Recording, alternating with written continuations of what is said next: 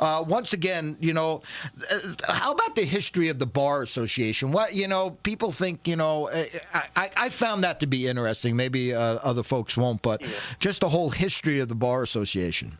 Well, sure.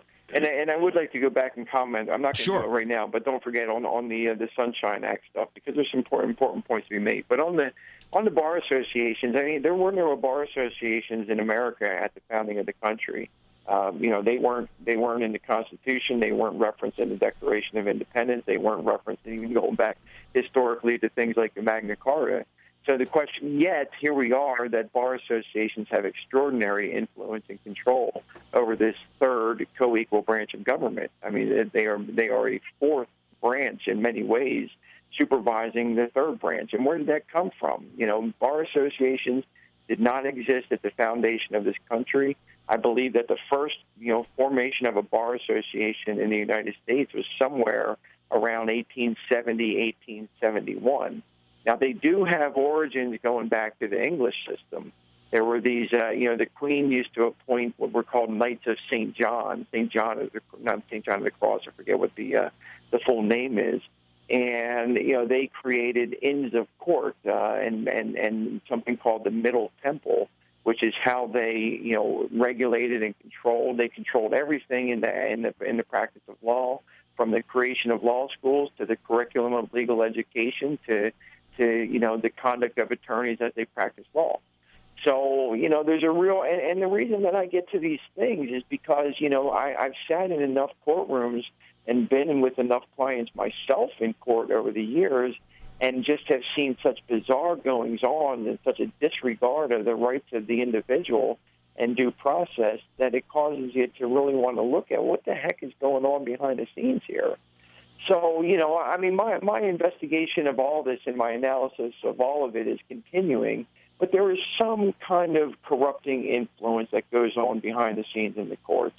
And, you can go and you can try your slip and fall cases and you can get multi-million-dollar verdicts and you can run, the insurance business in the courts, and the banks in the courts are all, running their happy little business. But it's when you start getting to the constitutional rights of the individuals and suing for civil rights violations and trying to enforce the First Amendment rights of whistleblowers or the equal protection rights of minorities or women, and, going against, government agencies and government entities and challenging and trying to, contrast or put the rights of the individual in contrast to the government.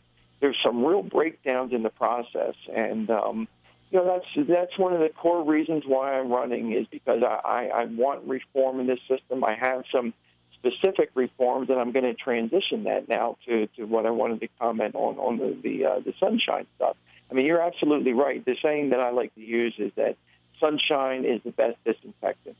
And that sounds like X now. What you muckrakers are doing is just fantastic work. I'm glad you're seeing it. I'm glad you're observing it objectively, and you're reporting on it, and you got to keep doing it.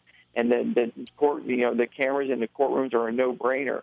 But what you need to understand, and this gets pretty complex, but there was a constitutional convention in 1968 where the judiciary article was one of the primarily redrafted articles.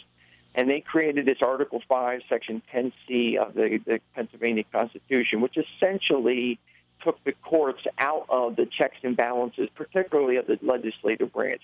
The courts reign supreme over all things related to the courts, and they have become to operate as a secret branch of government.